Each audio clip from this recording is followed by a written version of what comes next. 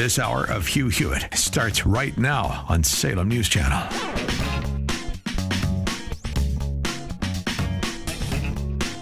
Good morning, America. It's Hugh Hewitt. Thursday is upon us. It's not raining in California. That's a victory. It's a heavy law day on the Hugh Hewitt Show, including James Rosen, who's written this amazing biography of Judge Scalia, and the former Solicitor General of the United States, Paul Clement, joins me to talk about the administrative state and its kudzu-like growth. Go nowhere. Stay right here on the Hugh Hewitt Show.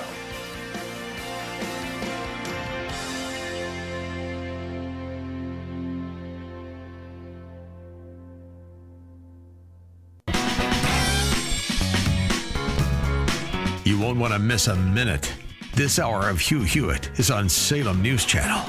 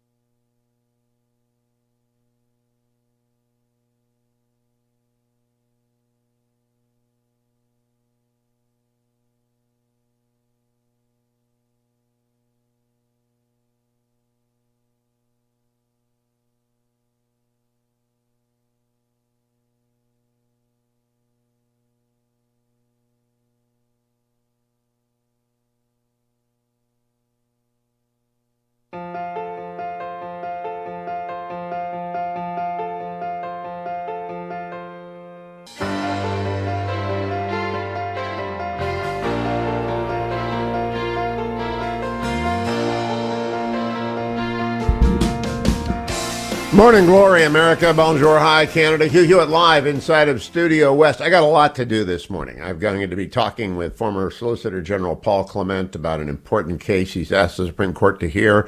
And we talk with Congressman Khanna and Trish Regan about the SVB bank collapse. Congressman Khanna coming up at the top of the next hour. This hour, I want to play for you a lot of my interview with James Rosen from yesterday about his magnificent new biography, Scalia: Rise to Greatness. I do want to begin, though, by saying I am aware of all these headlines: bank failures, market turmoil, fuel bets on a pause, and federal interest rate increases. Live updates, that's in the Washington Post. In the New York Times, live updates: Credit Suisse grasps lifeline to stem crisis.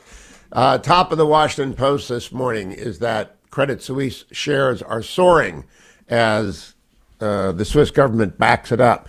Turbulent, strange rate markets as traders bet on Federal Reserve cuts. That's not going to happen, traders. That's over at the Financial Times. And then finally, Federal Reserve and lawmakers eye bank rules after a collapse. It's an amazing day. So I want to start with the market report just to make sure if you're just tuning in, you're just waking up, everything is fine. The three major exchanges this is brought to you by Birch Gold, our sponsor. Every morning, I usually do it in the second segment, but because it's the lead story, I'm going to do it this morning. You go to HughGold.com if you're going to buy gold because the banks have you spooked. HughGold.com, and you text my name, Hugh, to 989898. And don't buy anything exotic. Don't buy collectibles. Open up an IRA or a 401k and put in maple leaves or American Eagles. It's not complicated. It's not risky. In fact, it's the opposite of risk. It's where 5 to 10% of your wealth should be in gold, silver, or dirt. And the people to help you do that are Birch Gold. Go to HughGold.com or text Hugh to 989898. Yesterday, the Dow ended up going down 280 points, and the S&P went down 27. But the NASDAQ actually went up. I've told you for a long time, I think Amazon stock is the reserve currency of the country, really, or at least big tech stocks are. And they rallied, but gold went to $1,925 an ounce. Now, again, like 3 months ago, it was $1,600 an ounce.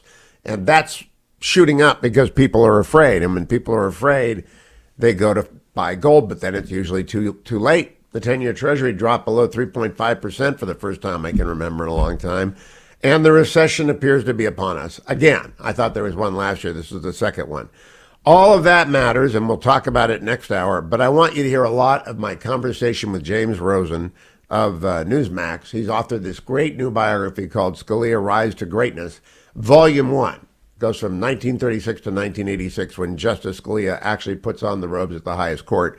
Here is the beginning of my conversation with James Rosen. I want everyone who listens to this show to go out and get this book, Scalia: Rise to Greatness, 1936 to 1986, because it's a rollicking grand read. It's not because James Rosen is a friend of me and of the show, and he is. It's not because I love the strong man. It's because I have long admired Justice Scalia, and I doubted that we would get a good book about him for a long time, but James Rosen has surprised me. Good morning, James. Welcome. Congratulations. This is a fabulous read. Thank you, Hugh, for everything. That's so kind of you to say, and I'm grateful to be back with you. Well, let's get right to my number one burning question. What happened to Justice Scalia's father's library? The volumes in the basement of the building that had like 5 different languages. And I think it was Eugene Scalia, maybe it was Father Paul, went in with him when his father died. What did they do with all those books? That's a great question. I don't know the ultimate disposition of Eugene Scalia's library. There is the scene in the book where Father Paul accompanies his father, Antonin Scalia, to the home of Antonin Scalia's father after his death to dispose of this extraordinary library that the old man had. And Father Paul Scalia, who was interviewed for this book, told me that what was most remarkable about all of those books arrayed before them was that they were divided not by subject matter or by author, but by language. That's how many languages Salvatore Eugene Scalia spoke. And it impressed upon the young Paul Scalia, later to become Father Paul Scalia, the importance of scholarship and work to this family. You know, I've had 3 of the Scalias on the show: Father Paul, Chris, and Eugene. And so I don't know Mrs. Scalia. I did do some work for Judge Scalia on the D.C. Circuit for about a month when my judge was sick. So I knew him a little bit, but not very well. I just got to tell you, I learned so... What's that? What term? Yeah, what term was that? Do you recall? 83 to 84. And my judge, Roger Robb, who took senior status, had a stroke. And so Terry Ross and I were the co-clerks. And we got passed around from Scalia to Bork to Ginsburg to Scalia Wright to Spots Robinson. We all did like a week and a half or 2 weeks, and we got one case each from each of them. I loved them all. Scalia scared the hell out of me, though, because he's a big personality, as you know, better than most. We're not going to talk about your personal relationship with the justice, but you know he's a big personality. He scared the hell out of this 24-year-old guy who'd been working for Nixon. I got to tell you one thing in that regard. It was Judge Rob's vacancy that Judge Scalia took when he was seated. Yeah, that's why I mentioned earlier on the show, I might like Scalia a lot because it's the only book I've ever encountered where 3 of my first 5 bosses are mentioned within 2 pages. Roger Robb, Fred Fielding, and William French Smith. I work for him in order of Robb, Smith, Fielding. But I had dinner with Fred on Friday night, and I read your book on Sunday coming back from D.C., or I would have told Fred he had to go out and get this because it's really, you got the details on DOJ during the Smith and Meese years. You got the whole scoop.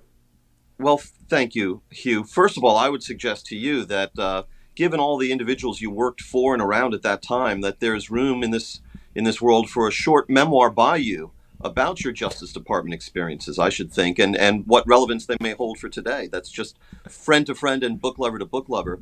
But yes, this book, Scalia Rise to Greatness, contains a vast wealth of new documents that have never appeared before.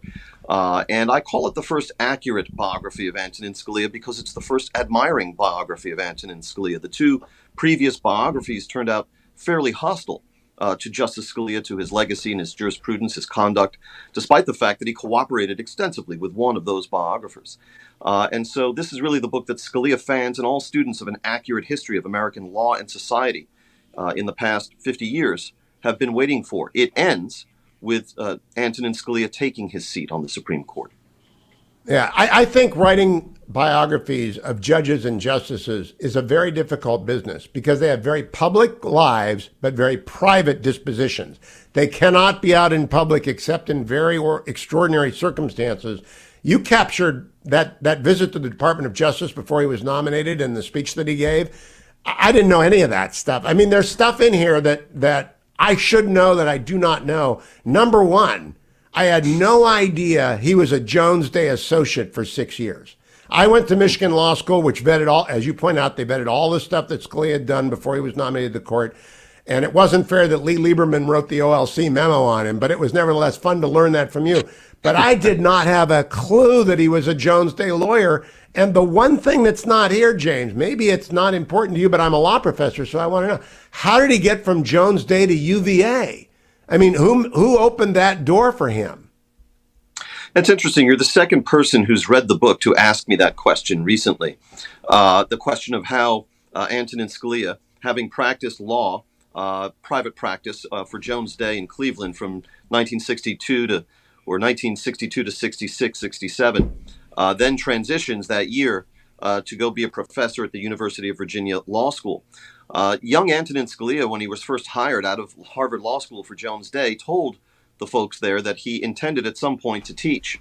But one of the, I would say, most striking revelations of this book, Scalia Rise to Greatness, is that we answer in it what had been one of the very few mysteries still enduring about Antonin Scalia's life, and that is when he first began to harbor within him the ambition to become a Supreme Court justice. The justice's most ardent defenders, his family, his clerks, others in academia, have always been leery of allowing this ambition to become a Supreme Court justice to be ascribed to Justice Scalia too early, lest it contribute to what they consider, and what I consider, the false narrative that was promulgated in the first 2 biographies, this sort of careerist narrative, which held that everything Scalia did, every opinion he wrote, was tailored to curry power and favor with more powerful people who could advance him to the Supreme Court.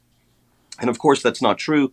I interviewed many people who worked with Scalia at all points in his career, and they all said that that's not true, that in fact he was quite willing to issue controversial opinions, ones he knew would find disfavor even amongst his own colleagues, and what have you.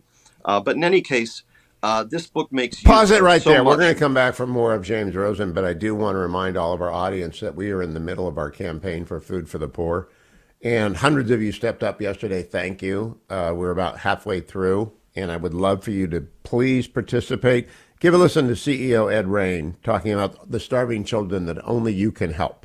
We work in 20 countries in the Caribbean and Latin America, and people who have no other resources except the incredible generosity of typically Americans who, time and time again, really just give from the bottom of their heart and through their love for thy neighbor. And so this is a faith-based organization, and through our church networks in all these countries, we're able to get the aid to where it needs to be. And you can help him do that by going to hughhewitt.com, find the banner at the top.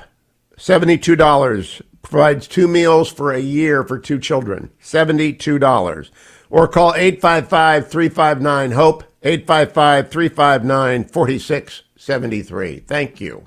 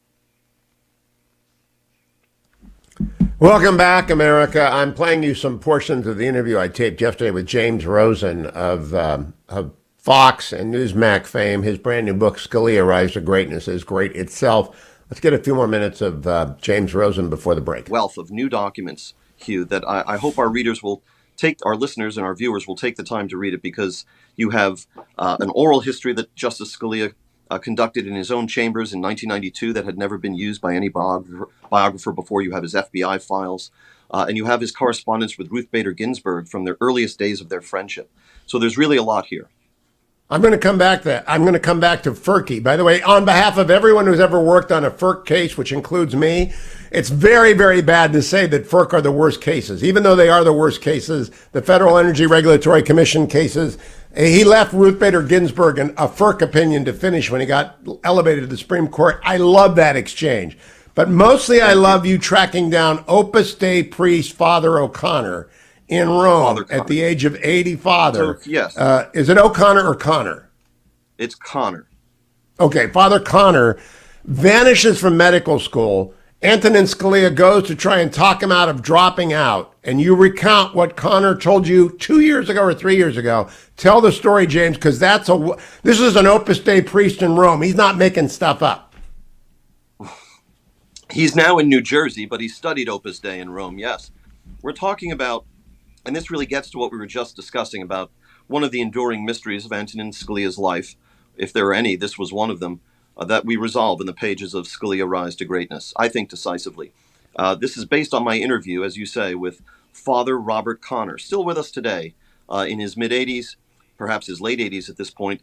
He was one of only 3 people I could find who had been a surviving classmate of Antonin Scalia's from when he graduated from Xavier High School in 1953. Interestingly, Hugh, one of the other 2 besides Father Connor that I found was former Commerce Secretary Wilbur Ross, but who told me that he did not know Antonin Scalia at Xavier when they both graduated the same year. In any case, I asked Father Connor if he had ever been interviewed about his lengthy relationship with Antonin Scalia by anybody else, including the FBI.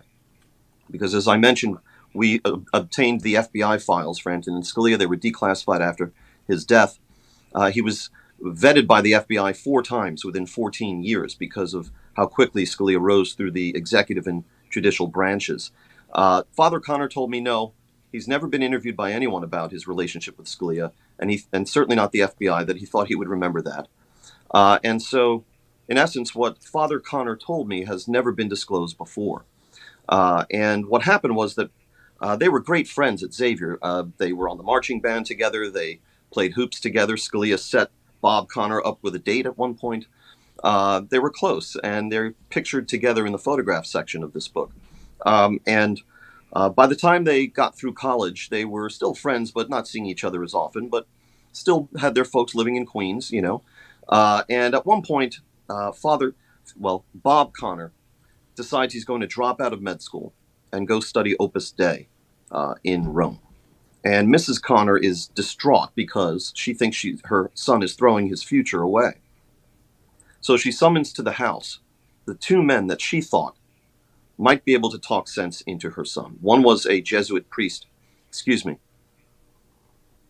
named Father Morrison, who did come to the Connor home on Downey Road in Queens, south side of the street. And there on that day, when Father Morrison came to visit him, Connor was sitting in his brother Jim's bedroom on the 2nd story of that home. This is June or early July of 1959. Scalia was 22 at the time. And he was the second person that Mrs. Connor summoned to the family home on Downey Road in Queens that day to try and talk sense into her son. And Scalia was no stranger to this family. Bob Connor, Father Connor, told me that his own father used to see Scalia perform, which he did frequently, on television or on the radio, listen on the radio, when Scalia as a student appeared on like student quiz show programs of the 1950s. And his father would actually say to Bob Connor, "Oh, you should have heard it. Scalia really gave it to him this week." So Scalia had fans as a teenager. But in any case, he shows up at Bob Connor's house. It's the brothers' room on the 2nd story. They haven't seen each other in a while. And Connor is stunned to see Nino Scalia, his friend. And Scalia says to him, this is all according to the interview I did with Father Connor in 2020, as you mentioned. he said, Scalia walks in and says, "What are you doing?" And Khanna says, "I'm going to go study Opus Dei in Rome." I asked if Scalia, devout Catholic that he was, seemed to evince any particular understanding of what Opus Dei was. Father Connor told me that he had to explain it to Scalia, and he explained it that Opus Dei, they find the sanctity in everyday things, in everyday life. And Scalia nodded and said, "Sounds good to me." And then, according to Father Connor, he asked Scalia, "What are you doing?" And Scalia replied back to him, "I'm going to the Supreme Court." There you And go. We're going to take more of Father James Rosen, was Scalia, that Rise to fanciful? Greatness after the break. Time for me to take my relieffactor.com And because I got to teach today, friends. And that means 4 hours on my feet. I carry in curcumin, resveratrol, and omega. That's what I take every day, but I especially make sure I take it on those mornings when I know I'm going to be standing up. And so all of you who are going to be working on your legs today, standing up long into the night, standing around doing things that you've got to do at supermarkets or in the retail space that you work, or if you're a teacher with your kids, if you're a professor in front of your classrooms, if you're standing, it's probably a little bit stressful on your back and on your knees. Relieffactor.com helps, as does, of course, exercise. You ought to be exercising. You're definitely getting older, and you should be taking relieffactor.com. 1995 is a 3-week starter pack. Come right back. One more segment with James Rosen on The Hugh Hewitt Show.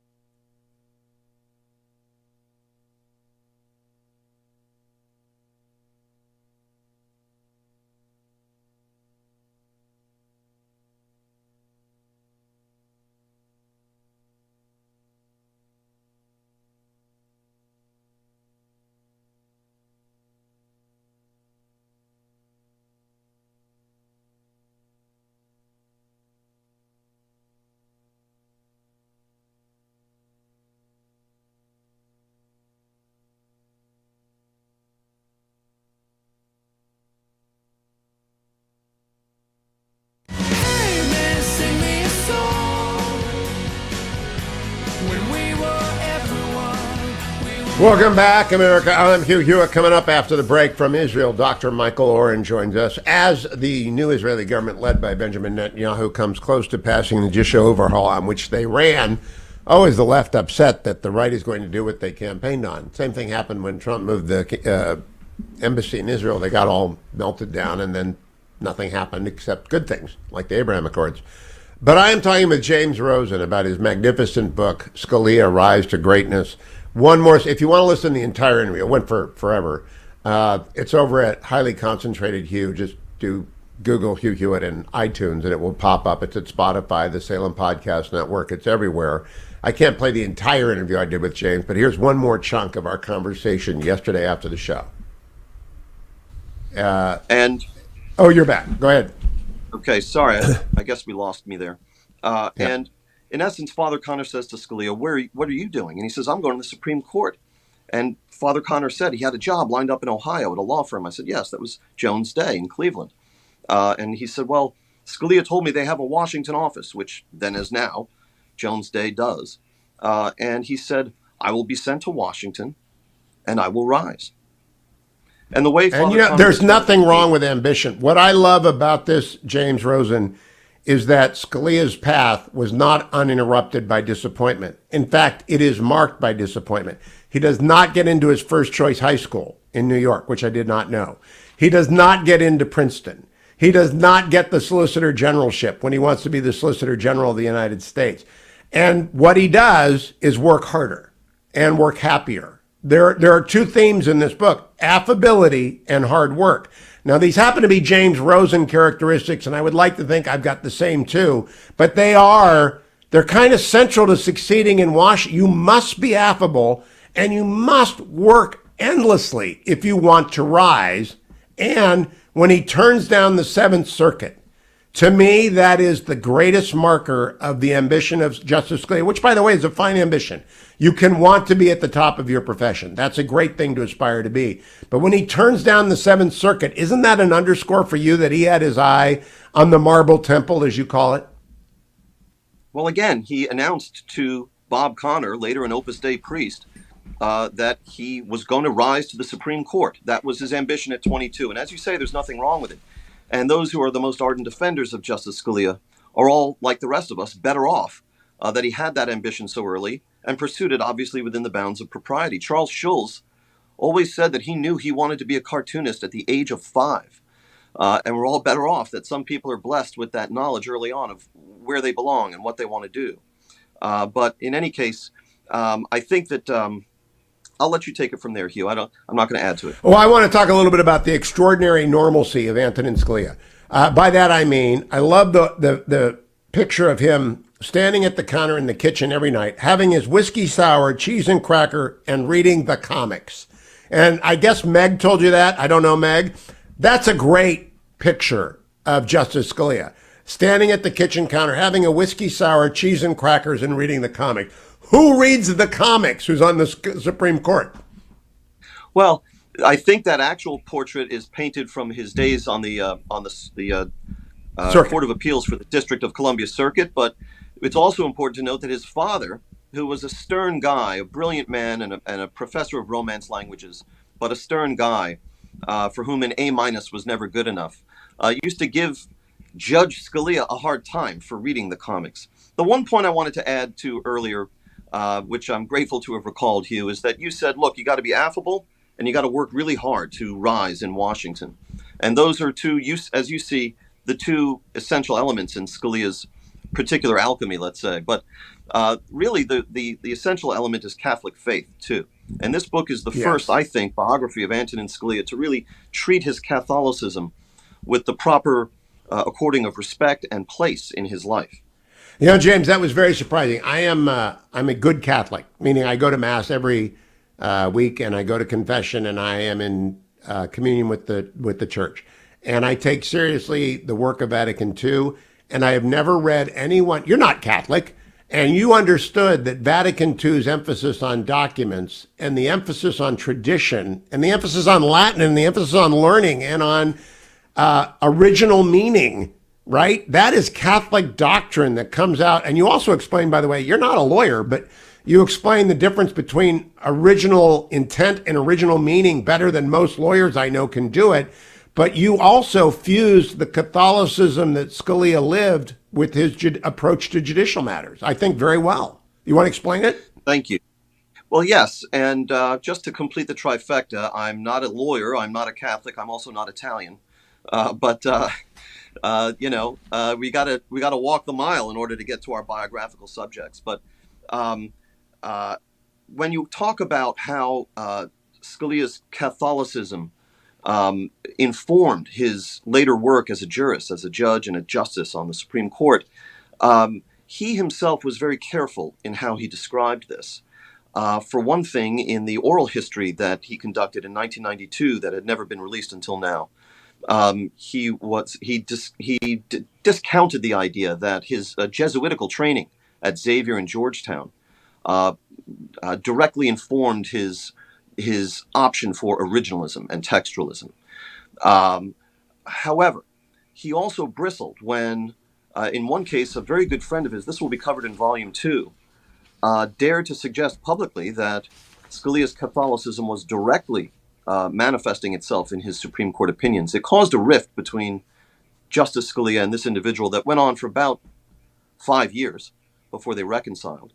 But Justice Scalia never wanted anyone to imagine that he would allow his Catholicism to put its thumb on the scale, so to speak, of how he would interpret the Constitution or a lawfully enacted statute or agency rule.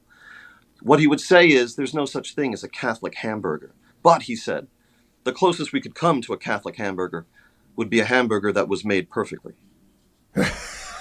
When we come back for Volume 2, we're going to talk about Employment Division v. Smith, the only Scalia opinion I do not care for, and I believe it may have been influenced subconsciously by his faith that the Roman Catholic Church could endure anything. Other churches can't, but he wasn't. We'll talk about that down the road. I want to talk about rigorous Catholicism. I was reminded of A Bronx Tale as I read about his upbringing. Did you see that movie? Robert De Niro plays the bus driver with the son who's walking a path between bad guys and good guys. You remember that movie? I saw the movie when it came out, Chaz Palminteri. I remember it. Yeah, so it came to mind when you talked about his mother being deeply involved in Justice Scalia's life, making sure he hung out with the right people, which he did not realize until later. This is, by the way, the art of the biographer. Leon Edel called it the figure beneath the carpet. How do you find the figure beneath the carpet? And that always means the parents and the grandparents. And I so am impressed with your work into Sam and his mother. But explain how his mother was doing what Robert De Niro did in A Bronx Tale, trying to keep him away from the wrong people and him with the right people. Justice Scalia discussed this in some of the interviews that he gave, one of them to his former colleague from their White House days, Brian Lamb, on C-SPAN. And when Brian Lamb just once asked Scalia, who was Catherine Pinero Scalia? And he said, that was my mother. And he said that she made sure that I had the right associations.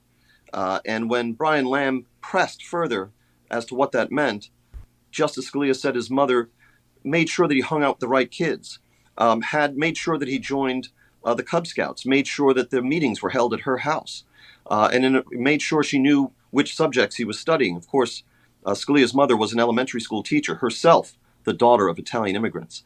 We're talking about family and its impact on Justice Scalia. But I have to say that I'm very pleased that in one of the reviews for Scalia Rise to Greatness that's been published so far, someone said that, in essence, that Justice Scalia is the protagonist of the book, but the hero is Maureen Scalia. And when we talk about the elements that fueled Scalia's rise, whether it was his Catholicism, his family influence, his affability, his capacity for hard work, let's just wrap that all under the word genius. There is also the hero, the dark side of the moon of the Antonin Scalia success story, and that is Maureen Scalia. Gene Scalia, the justice's oldest son, prominent attorney in his own right, former Secretary Trump of Labor cabinet official, yeah.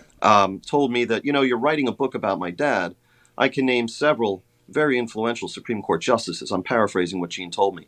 But he said, I don't think I could name another person who pulled off what my mom managed. And as the justice always said, he took care of the Constitution and Maureen took care of everything else He said that she raised their 9 children with very little assistance from him.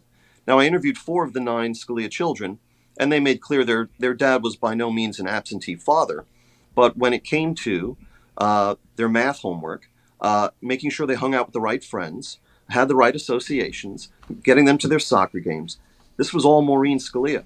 And as he rose through the executive branch in the Ford era, in the mid-1970s, as now an assistant attorney general at the Department of Justice, Scalia traveled more and more. And I'm the first to really look at the calendar and also look at the sort of, if you will, the schedule of the 9 births. And there was a point where the Scalias had 8 children ranging in age from about a year old to 1960, 15 years old. And Antonin Scalia would be away at a conference in Germany for 6 days or in Italy for 2 days doing ABA work. And it's really extraordinary. All that Maureen let's pause on that, James. My daughter. Indeed, let's pause there, and I'll just tell you, under the age of 11, her husband is deployed a lot. Scalia rise to greatness deserves to be heard and uninterrupted by commercial. It's over at iTunes. Hugh Hewitt, highly concentrated Hugh, and it's fabulous. Go get the book. Give it to your friends. Lawyers and Catholics are the primary objective. Maybe Italian Americans as well. Also, want to play for you President Biden yesterday. This is so fun. This is so out to lunch. Cut number 10. Cut number 10. Pay more than $2,000 a year for all the drugs they consume. It changes the peace of mind people have. And guess what? It's going to save seniors money. It's also going to save the government money. My Republican friends say, what are you going to cut taxes for the wealthy? I said, no, I got a better way of saving money. Okay, so has anyone out there heard, when are you going to cut taxes for the wealthy, from any Republican talking about Joe Biden? I have not. Maybe it happened. Or maybe, per usual, the vice president is making stuff up. But then he gets a great rousing applause from, let's listen to cut 13 quickly. Joe Biden. There's a lot more coming. A lot more coming. And again, let me end by thanking the medical people that are here. Do you hear there's one person clapping? One lonely person. There's a lot more coming. And they're thinking to themselves, you're pretty old, buddy. You're going to be, 86 if you want a second term? I don't think so. That's what they're thinking. I just tell you the truth. Coming up, Michael Oren, what are they doing in Israel? They're getting close to passing exactly what Benjamin Netanyahu ran on, a judicial overhaul. Stay tuned.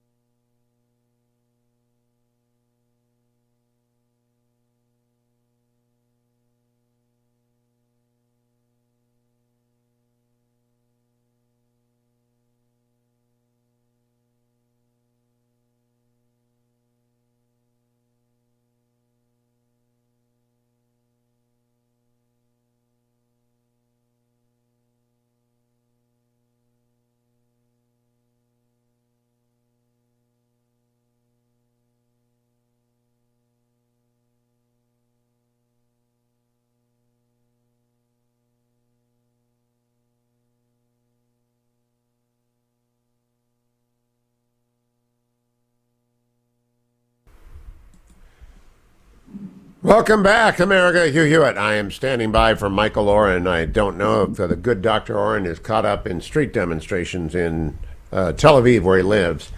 The Netanyahu government becoming very close to passing the judicial overhaul on which they ran and on which they won, much to the dismay of the left.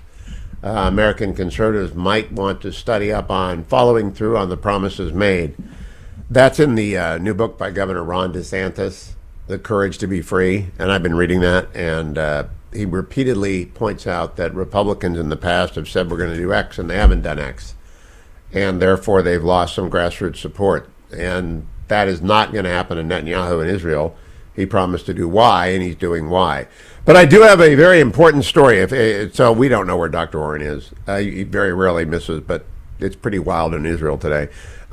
Generalissimo, I have a story for you. Are you around? Did you wake up today? Did you come I in? am here. Okay. Can we put the cat? This is a great story. Okay. This is a story from the Wall Street Journal, so you can trust it, right? Front page or editorial side? No, it's news. Front page side? Yeah.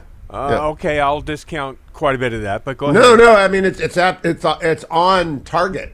It's like 100%. We'll be the judge of that. That's All right. The headline is Mike Trout finally gets to play in meaningful games, just not for the Angels. The World Baseball Classic. Yeah. Yeah. That's true. There's one big. They're talking about how he helped recruit the team. There's one big difference between Trout and many of the players he helped attract. They've won high World Series titles and high-stakes playoff series. Yeah. It goes on to say Trout has been named an All-Star 10 times in his first 12 seasons. Because he's like, he and Ohtani are all-world. They are the number one and number two picks. But you need 9 to win. You actually need 14. Actually, you need 26. Yeah, you need 26 to win. I just thought the headline. Do you want me to save this headline for you? No, because Mike Trout finally gets to play in meaningful games, not just with the Angels. Actually, I'm pretty confident I know what I want you to do with that headline. I know where I'm going to put that. I'm going to put it back here so we can see it every morning. I know where you can put it. Well, that's where I put it so people can see. Mike Trout finally gets to play. So I just wanted you to know that Mike Trout is that. Thank you for apprising me of that situation. We'll check back with that later. Coming up at the top of the hour, Congressman Khanna, Democrat from Silicon Valley, joins me to talk about the Silicon Valley Bank bailout, the Blue Bank bailout. And I think Congressman Khanna may have been the best spokesperson for the bailout. So I am of an open mind whether it was necessary. Really of an open mind. Because I know a lot of people thought it would lead to a panic if it crashed. But it is awfully odd that Signature in the middle of Manhattan that deals with real estate moguls who are Democrats and Silicon Valley Bank in the middle of the greenest and the bluest part of the country is bailed out. And we haven't seen, as Tom Cotton said yesterday, if it was an Oilman Bank in Midland, Texas, they'd be out of business today and all the deposits would be gone. Love this story in the Telegraph of Great Britain.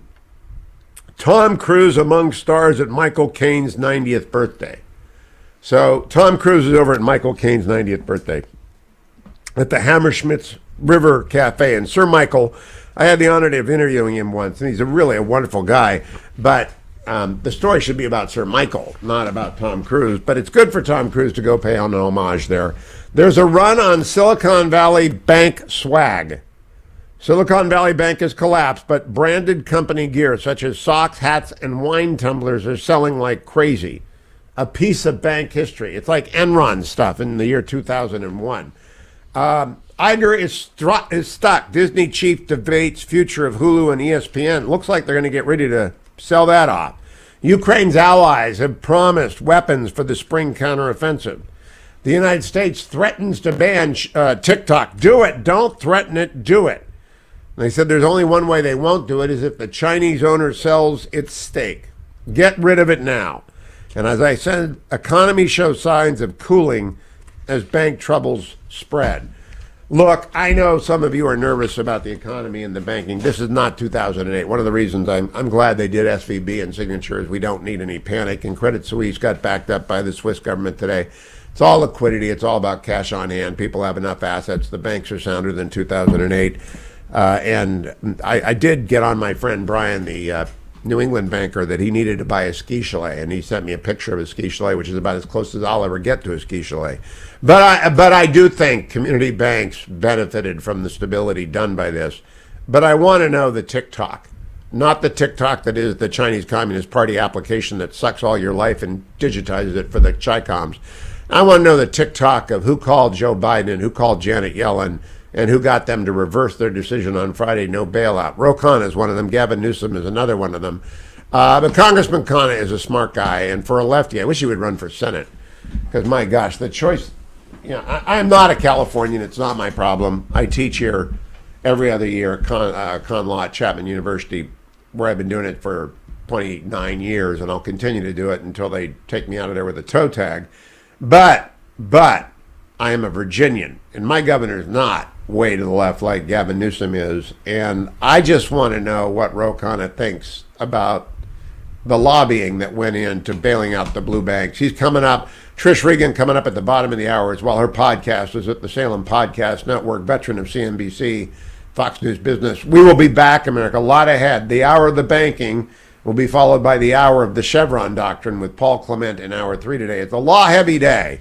Bret Baier also coming along to talk about both the law and the banks. All of that coming up on the Hugh Hewitt Show.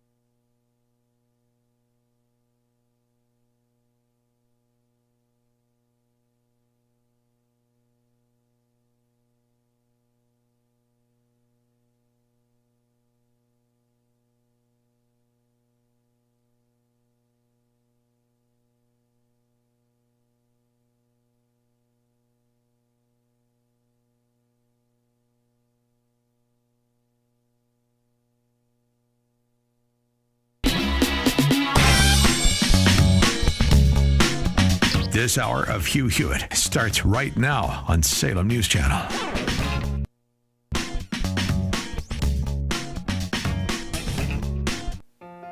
Good morning, America. Coming up this hour on the Hugh Hewitt Show, Congressman Ro Khanna represents the Silicon Valley, and he's been advocating for what in fact happened over the weekend to bail out of SVB. He's going to come here and tell us why, as a member of the Democratic Party, he wanted to bail out those depositors. Trish Regan is coming along as well. She is going to be talking to us from the perspective of a longtime CNBC reporter about the risks that still remain. Don't miss anything on the next hour of the Hugh Hewitt Show.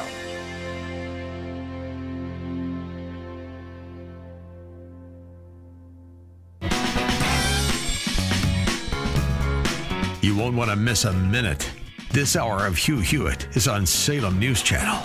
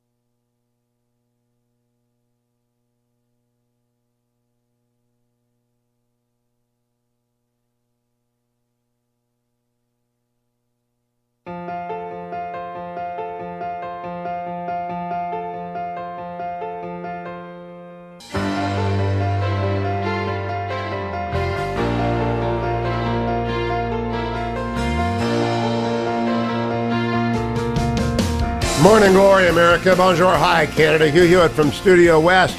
Congressman Khanna has been a guest on the program before, Democrat from the 17th Congressional District in California.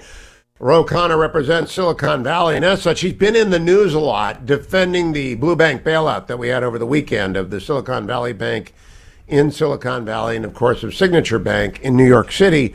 And so I extended him an invitation because I have in two minds. I know that a lot of my conservative friends in the banking business and small businesses wanted this to happen because they were afraid of a run of many other banks. And some of my political friends say this never would have happened if it hadn't been a blue bank. Congressman Khanna, welcome. Great to have you. Give us the version of what's been going on in your life for the last 96 hours. Well, thanks, Hugh, for having me back on. My view is the principle is pretty simple. We want to have community banks, regional banks in this country. I have no sympathy for the people who were the investors in the bank, certainly not for the executives in the bank who clearly mismanaged the situation. I do believe that the people who just had money in the bank lying there, they didn't know that those deposits were at risk, and they should be protected. If we don't do that, the result would have been that we'd have four banks in this country. Everyone from every regional bank, not just in Silicon Valley, but in red and blue states, would be pulling their money and putting it in J.P. Morgan, Citibank, Bank of America, and Wells Fargo. As it is, people are doing that, and those banks are having a field day. One final point to people who say, well, this is just because it's a blue bank. Powell, when he was at the Treasury Department in 1991, actually guaranteed all depositors in the Bank of New England under a Republican administration, and the rationale for that is the same as it is for this. Let's protect community and regional banks in this country. Well, now, if that in fact happens, I will be happy. But the concerns I hear from people, and Senator Cotton was on yesterday, he said, look, if it was a Midland, Texas bank, and it was the deposit of oil and gas companies, which are not favored by Team Biden FDIC or Team Biden Treasury or Team Biden Fed Reserve, they would have been allowed to fall apart and the depositors would have been screwed. What do you think about that, Khanna? I would have protected it. And look, if people could look at my record, I've been pretty tough on big oil. I had the executives in front of my committee and said they had been misleading the country on climate from the 1970s on. Some people were critical of me. No one is going to think that I'm a friend of Exxon or Chevron. I proposed a windfall profits tax, which some may agree, some won't agree. But if you asked me today that Big Oil, Exxon, Chevron were in a bank and some of their profits were in a Midland bank as a depositor, would I protect that Midland bank if that Midland bank was going to have a run? Absolutely, because it'd be the same result. If you don't protect that, you're going to start to have all of the depositors move to the big four banks. And I guess the question is, do you want banks in Texas, in California, in Ohio? I would think that Republicans who believe in federalism wouldn't want the only banks in this country to be in New York City. Now, Congressman Khanna, I do believe in federalism, but I also believe in one rule of law. And I am concerned, and I know small business people over the weekend who were sweating bullets that the FDIC would not step in if their bank ran into a liquidity crisis, and so they were moving money to the big four. The real deal here is, has the FDIC de facto raised deposit insurance to an unlimited amount? Well, here's the thing, Hugh, and here are the facts. There's about $10 trillion in this country that falls under the FDIC insurance. That's accounts that have less than $250,000. There's about $8 trillion more that is currently uninsured. That does not fall under $250,000. My view of that is that if we want to guarantee depositors, which, by the way, we basically end up doing anyway since 1933. If you look at the history, when banks fail, it's very rare that we don't say that depositors are guaranteed. We should increase the bank premium, and that bank premium should fall on the largest account holders in terms of the cost. And that would, in essence, make sure that depositors are protected. So we are, in essence, where we were with Freddie and Fannie Mac before 2008, an implicit guarantee that the government will bail out every depositor in the country. Is that where we are, Congressman Khanna?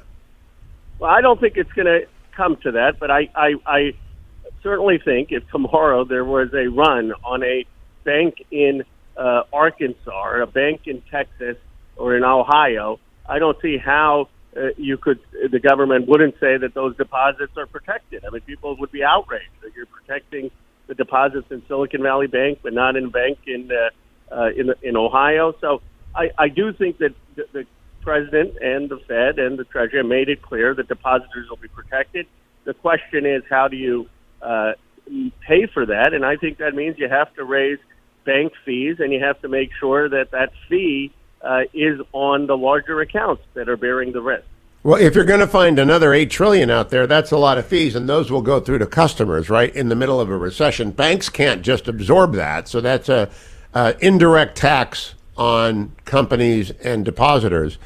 And I think it's a moral hazard, and this is what I really want you. You get this. You understand what moral hazard is. Easy loans, great service. Why Silicon Valley loves Silicon Valley Bank. And it's a pretty eye-opening story in the Journal this morning. And then why top Washington officials chose to rescue SVB and Signature Depositors, also another eye-opening. How many people called you, Khanna, over the weekend to get you into the game? I imagine your constituents, more than any, were scared to death by what was happening. Sure. I had on Friday 600 people on the line, but I'll tell you the stories they were telling me. These are 50,000 companies, some of them, by the way, leading in AI and defense tech. If people care about the United States being ahead of China. I mean, you wipe those companies out, you're basically losing a lot of the defense technology to China. I mean, some of these are being funded by DIU, by DARPA. These are companies that are developing the cure for cancer. These are companies, by the way, that employ people across the country. There was a payroll company that employs 400,000 Americans.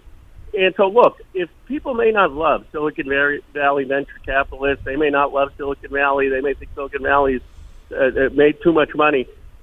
That wasn't the question. The question was, do you want to make sure that these 50,000 companies that just had money in their bank deposits were going to be able to make payroll and survive? And yes, you're right that the higher premiums would mean higher fees. I mean, money is not free. But the question is, do I think most companies, if you're a business person and you say, look, here's the deal, you got to pay a little bit more into insurance to know that your couple $1 million in a bank are going to be protected if there's a bank run, I think the business owners would say yes. And I think those fees need to be explicitly on people with a larger account, not most people who have accounts less than $250,000.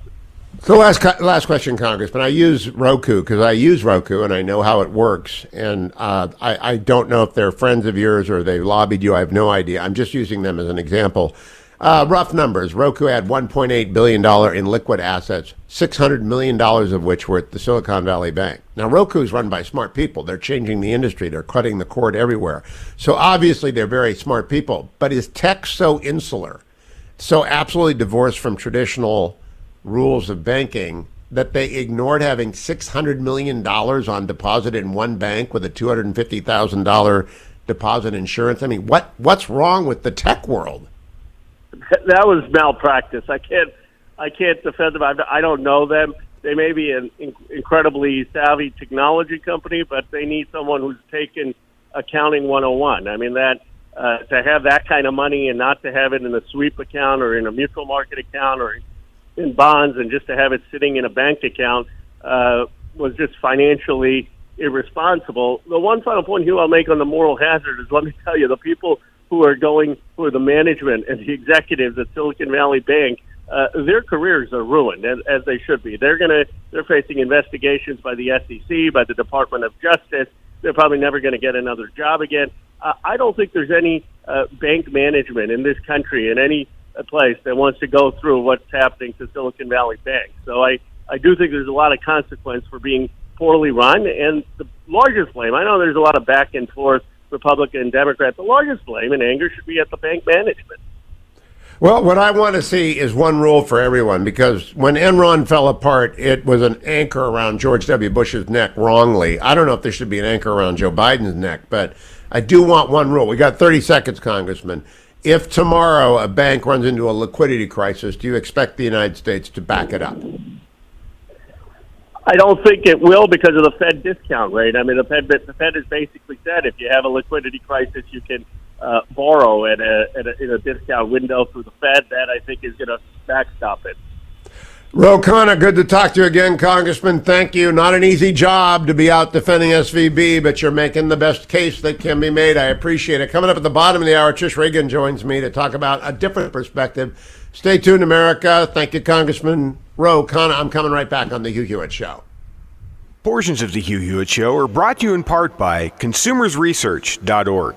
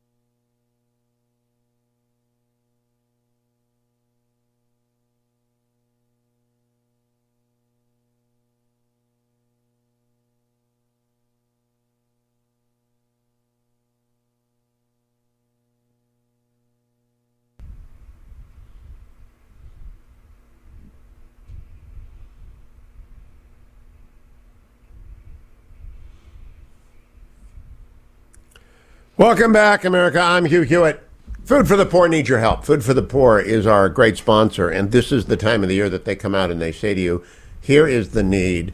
Can you give us $10, $100, $150, $200? $72 takes care of 2 children for an entire year. Water, food, and good food and water. That's it. They're rice and beans and water. That's what Food for the Poor does, and they do it as well as anybody. Here is the president of Food for the Poor talking about what they do and how you matter to them. We work in 20 countries in the Caribbean and Latin America, and people who have no other resources except the incredible generosity of typically Americans who, time and time again, really just give from the bottom of their heart and through their love for their neighbor. And so this is a faith-based organization, and through our church networks in all these countries, we're able to get the aid to where it needs to be. Ed Rain has been doing this a long time. Food for the Poor has been doing this for more than 40 years. And it is faith-based, and they do deliver the goods. And they do deliver. When they needed emergency assistance in Ukraine, they were there. After the Turkey earthquake, they were there. They're the group that I give and Fetching Mrs. Hewitt give money to when there's an international response being called upon to deal with people, because we trust Food for the Poor. We just trust them. And so whether it's $10 or $100 or $300 or $400,000, whatever you want to give. And I would think if you're a depositor who dodged a bullet, you might be in a charitable mood. But maybe you're not. It's an old story, the widow's mite, and the person giving psalm, you're not supposed to let your left hand know what your right hand is doing. So I don't talk about it much, but I think people need to be generous if they are asking people to be generous. And I encourage all of you, head over to HughHewitt.com, and the banner is at the top, or you can call 855-359-4673. Let me go back to Joe Biden in Las Vegas, because there are a couple of whoppers here, right? Number 11. Is there a doctor? Is there a doctor in the house? Are there nurses in the house? Where are the nurses? Now look, I've been a significant consumer of health care, my family has. Doctors let you live. Nurses, male and female, make you want to live. Guess what? All right, so doctors, how do you feel about that? I think it's great. My mom was a nurse. I think it's great that we're complimenting nurses this morning. But the idea that doctors let you live and nurses make you want to live, I just don't even, that's not even good rhetoric. That's really bad. But it's not as bad as this, cut number 12. Guess what? It allowed me to cut the deficit. Can we do that again? Because it's the whisper. You didn't put that on there, Dwayne. If you're going to use a whisper quote on me, you got to tell me he whispers. Go ahead. I thought you did all the video. Well, I didn't prepare the typing. I mean, I found it. But when he whispers, you've got to put it on there. Cut number 12. Guess what? It allowed me to cut the deficit. It allowed me to cut the deficit. You know how he cut the deficit? He didn't. He actually spent $1 gazillion trillion in his first 2 months. And then the following year, he spent $500 gazillion trillion he didn't have. So because the Congress said, "Are you out of your mind?" Joe Manchin said, "Are you out of your mind? We're not doing the Bernie Sanders thing anymore because we've got raging inflation." And we do have raging inflation. I told you earlier, if you're buying your gold from Birch Gold today, you're going to pay $1,926 an ounce because it's just gone up. Go to HughGold.com. It's going to keep going up. There is no way it doesn't keep going up because nobody, look, cut number 5, Senator Kennedy from Louisiana. So the president says that's a safe bet. Except when you read the fine print, you find out that the securities that the banks put up as collateral to borrow money from the American people are not what's called mark to market. They aren't, the securities are not put up at their real value. They're put up at the value for what at the time they were purchased. So if you bought a security that was, let's say, to make it simple, $20, and it's owned by a bank, and it's now worth $5. You give that $5 to the $25 billion fund, but it's really, and you get credit for $10, but it's really worth only $5. I mean, it's a bailout. And I'm not going to bubble wrap it. And I don't think we ought to try to bubble wrap it to the American people. It is a bailout. Please just be honest. And what Khanna said, and what I'm going to talk with Trish Regan after the break about, is the bailout available for everyone? One rule, red banks and blue banks, because only blue banks got the help over the weekend. That's coming up. Here is myrelieffactor.com. I already took it this morning in the first hour. I remind you about it in hours 2 and 3 so that you will do what I try and get you to do every morning, which is either start taking relieffactor.com, and you can go to that for $19.95 at 3-week starter pack, or continue taking it, as 7 out of 10 people who try the 3-week starter pack at $19.95, they renew, they keep going forward because they feel so much better. Some people feel amazing in like 2 weeks, and I don't believe that that's going to be the case all the time. I think it takes 3 weeks to feel the effects, and then it takes a couple of months to get the levels up, and then you can go back to maintenance, and you're just going to feel good no matter what the exercise is. But if you are up there in the Sierra and you're shoveling snow this morning, you should have relieffactor.com. And if you're doing a long commute and it's going to be worse because the trees are down in the central coast of California or the snowstorm hit the Northeast, go out and get yourself relieffactor.com and come right back.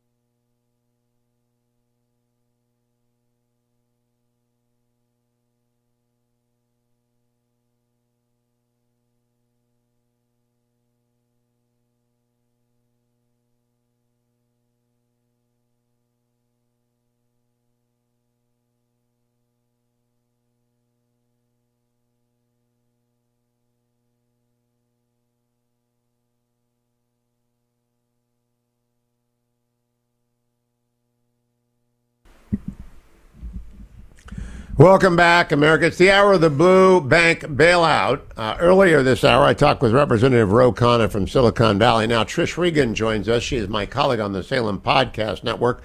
Her website is at trishintel.com. And, of course, you saw her for years on Fox Business.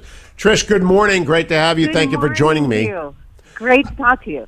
Tell us what your overall take is of the bailout of SVB and Signature Bank over the weekend. Yeah, well, okay, so let's start first with, I firmly believe the government is responsible for creating this mess, and we can talk about that, but all the reckless spending from the Biden administration, along with Jerome Powell over there at the Fed, created a situation where you were more likely to have what happened at SVB. And by the way, the people over at SVB did not do a decent job managing their portfolio. That's really, really clear. They didn't hedge any of their bets. They assumed that interest rates would be low forever because, that's what Jerome and Janet and Biden kept telling them. So they drank the Kool-Aid and they were foolish. That said, Hugh, you know what? When the patient comes into the emergency room and they're bleeding or suffering in a massive way that's going to infect everybody else, well, that's when you have to step up and do this. And so my only frustration over the weekend was, why was it taking so long? Why did they have to wait until Sunday night, keep everybody on pins and needles? Listen, they had to do this, because if they did not, Hugh, every single one of us would have been lined up on Monday morning saying, give me my money. I don't trust the system. And that would have been bank run after bank run after bank run all over the nation. Well, now, Ro Khanna just told me that if a red bank goes down, they must obviously get the same treatment as SVB and Signature. But Senator Cotton said on this show yesterday, if a Midland, Texas bank that is funded by oil entrepreneurs and natural gas developers runs into the same trouble, he doubts very much the FDIC and President Biden and the Fed will step in. Is Senator Cotton being too pessimistic? Let me jump in, because and by the way, you're not going to get anybody more free market capitalist than Trish Regan. Let me just start with that. But I'm a free market capitalist first, and I'm not political on these things. All I want is what is right for the nation. So let's forget about politics for a second. Here's the reality. This was the 15th largest bank in the country. So, yeah, if you've got a teeny tiny little bank down in Texas or in Oklahoma or in Iowa, it's maybe the 1,500th largest bank in the country, it won't get as much focus. That may not be a matter of politics, but it may be a matter of reality. But I will tell you this, if that little tiny bank down in Texas or in Iowa went out of business, I sure as heck would notice, and I'd be very worried. And I come from a banking background. I know how this works. That one goes, and it would have been a domino effect. Maybe it wouldn't have gotten picked up in the media as quickly, but I can tell you would have started to see rumblings. People would have been scared, and inevitably you would have had the same situation. It just would have been more drawn out, and probably a lot more folks would have gotten hurt along the way. In this case, 15th largest bank, and sure, you had a lot of blue, but don't forget Peter Thiel, whom I love. Peter Thiel had a lot of companies that had money there at SVB as well. But he got his money out. He's one of the smart guys. This is what I want to ask you about. I want to talk to you about insularity in Silicon Valley. Now, I don't know Roku from Adam. I use them, and I think they're a smart company, and they're changing the world of TV consumption. Roku had $600 million in liquid deposits at SVB with a $250,000 insurance. Now, what is wrong with Silicon Valley companies and tech companies that they don't even know basic math, Trish? They didn't have a sweep account. So this is true, though, however, of a lot of companies, even big ones. And this is a problem, and I think it has to be fixed. So just so everybody knows, the FDIC insures you or a company up to $250,000. You put money in the bank, you put $1 million, only $250,000 is going to be covered. So a lot of high net worth individuals will say, okay, well, let me take 10 banks and I'm going to spread the wealth around. And they're able to do that. Well, does a company do that?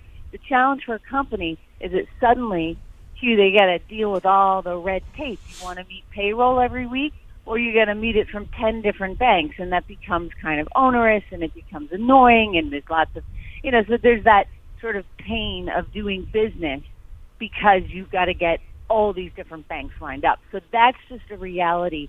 And I think that probably we've learned from this that we've got to think about businesses maybe a little bit differently. As for were they stupid, I'd say the real stupid people here, the real stupid ones happen to be the folks over at SVB that were badly mismanaging their portfolio. Now, it's not like they were out buying 2008 style subprime loans. They were, one, staying in one lane only because they didn't have a diversification in their client base. They serviced only tech companies. No manufacturing, they didn't have the nail salons or the restaurants. They were kind of just serving one industry. So it would be like if Salem Radio said, we're only going to have this kind of commercial on our air.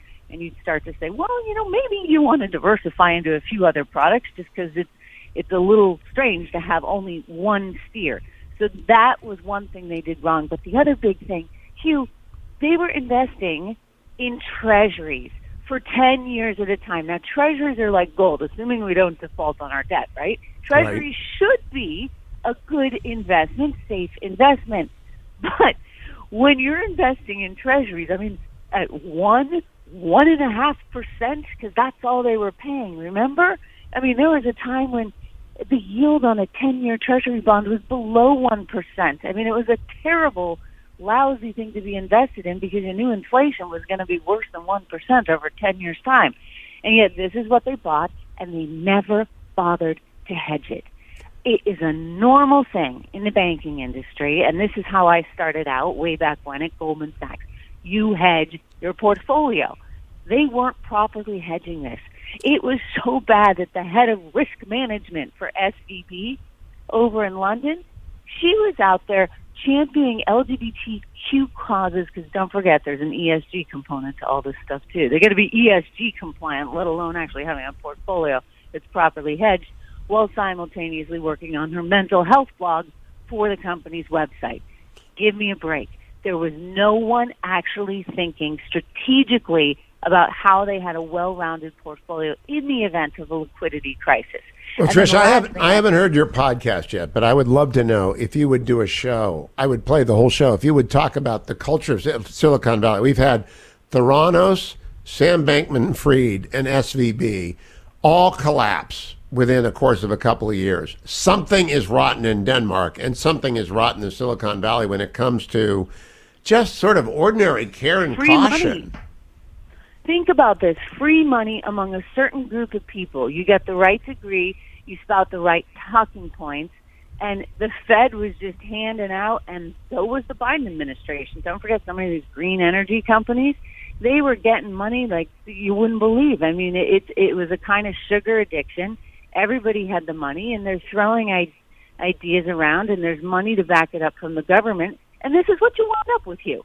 Yeah. And by the way, I want people to go and sign up at the Salem Podcast Network for Trish Regan, or you can do it at iTunes or Spotify as well, and then you'll be financially smart. And her website is trishintel.com. You know what, though?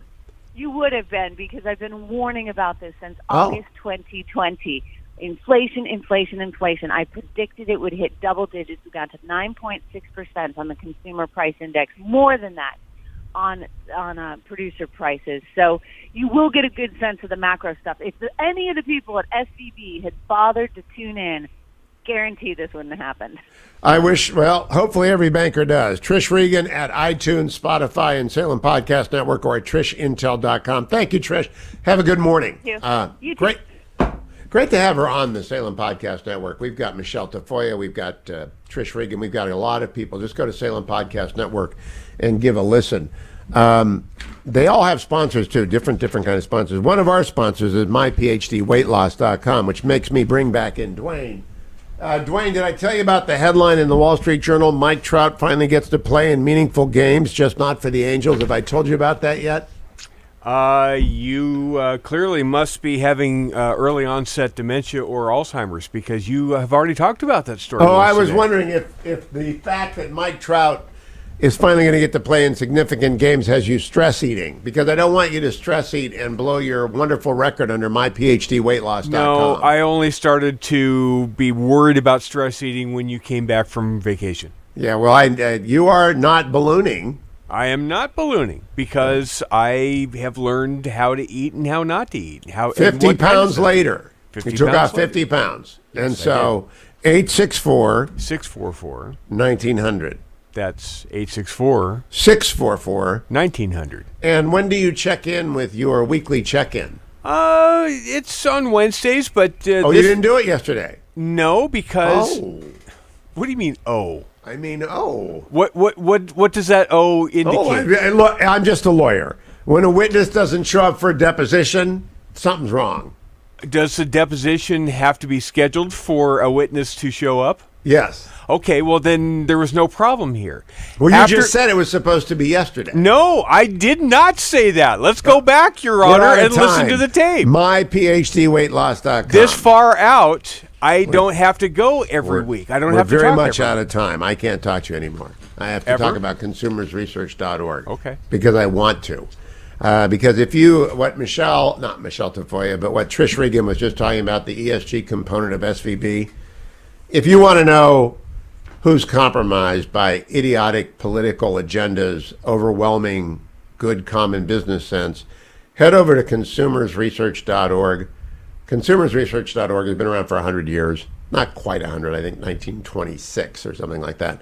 But for a century, they've been providing consumers with information about companies and brands. And right now they are focused like a laser on those companies which are investing to please their virtue signaling lefty friends. That's another part of the Courage to Be Free, which I really find excellent in Ron DeSantis' new book, which I'm reading, is his focus on virtue signaling in Washington, D.C.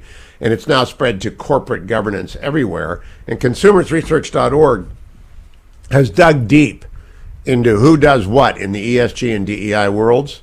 And so if you want facts, not throwaway lines, not conspiracy theories, Davos isn't running the world, none of that sort of stuff, but just the facts of which companies are impairing shareholder value, go to consumersresearch.org.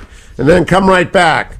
Jim Talent joins me next, and I'm going to talk with him about the Blue Bank bailout as we return to the Hugh Hewitt Show. The Hugh Hewitt Show is now available on TV. Go to salemnewschannel.com or download the app. You can also watch on Roku and Fire Stick. Salem News Channel, the antidote to the mainstream media.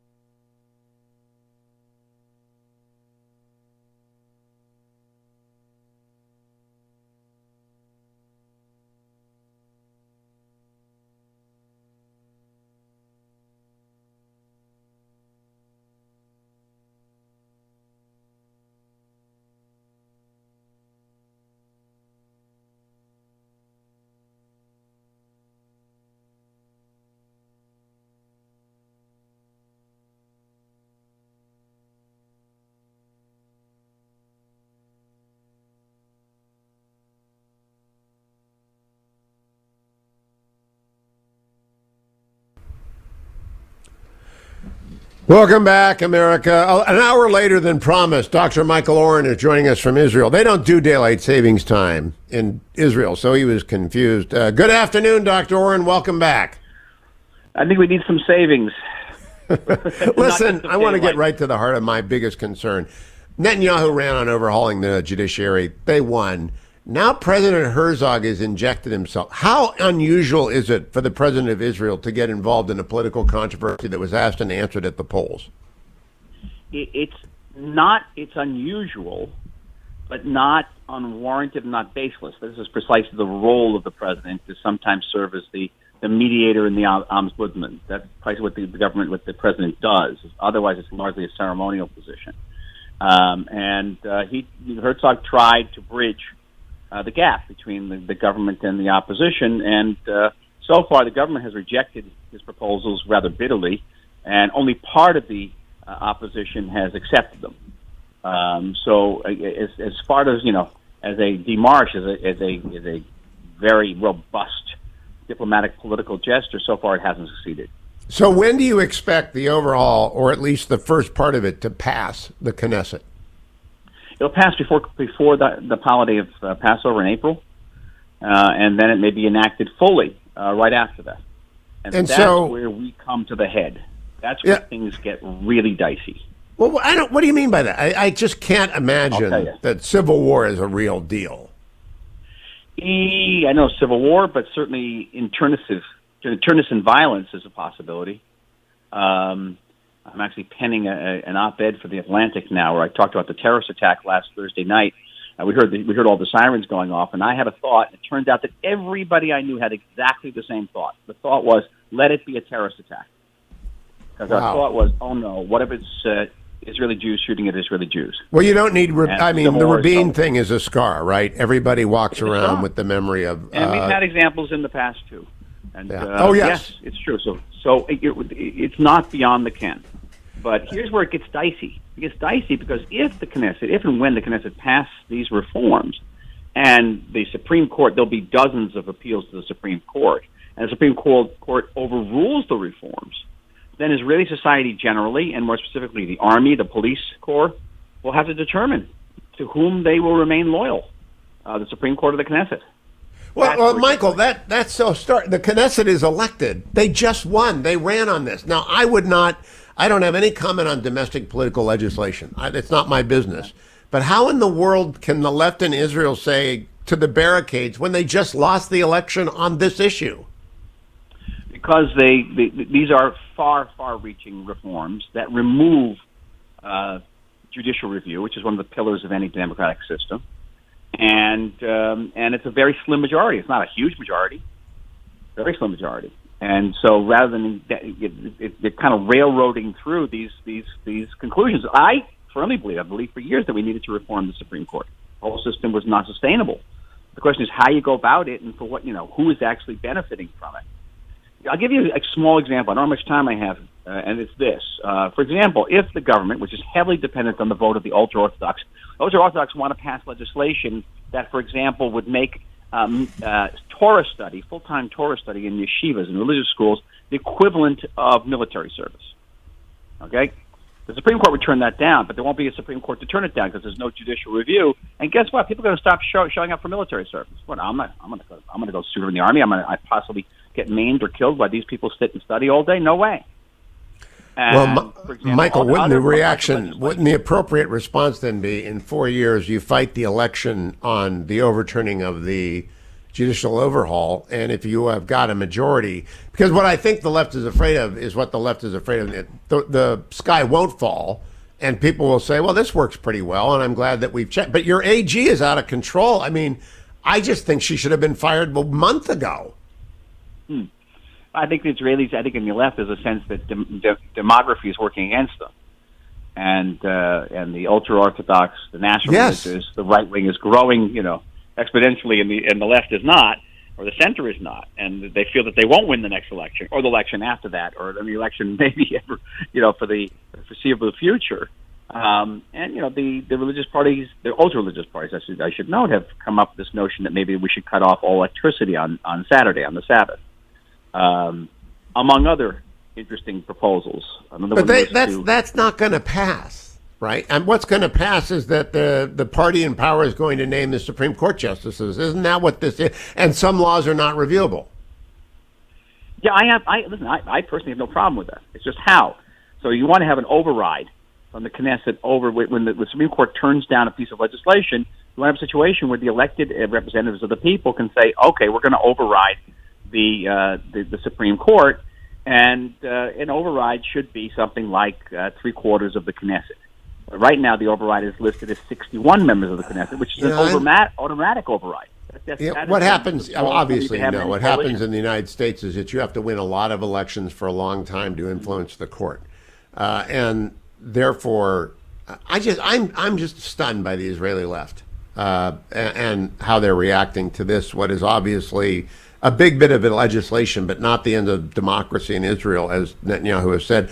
Dr. Michael Oren, Dr. Michael Oren on Twitter. Thank you. I'll look for the Atlantic essay. Great place to put it. The last magazine in America I read, the one that has Dr. Jerry Hendricks' essay on the American Navy at its heart this month, The Atlantic. We'll look for Dr. Oren. Coming right back, Bret Baier, Paul Clement, quite an hour ahead on the Hugh Hewitt Show.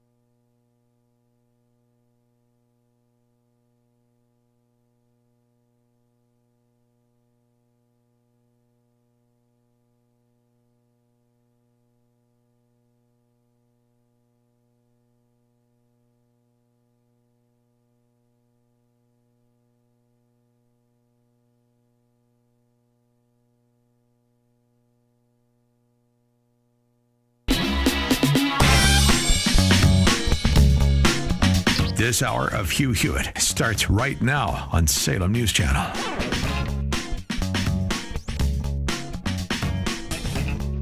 Good morning, America. Former Solicitor General of the United States, Paul Clement, is considered the equal of any Supreme Court advocate in the United States. He's argued more than 100 cases before the 9.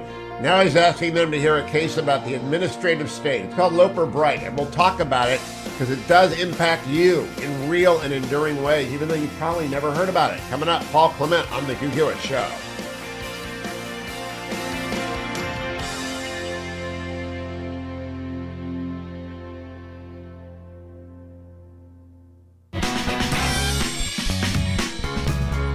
You won't want to miss a minute. This hour of Hugh Hewitt is on Salem News Channel.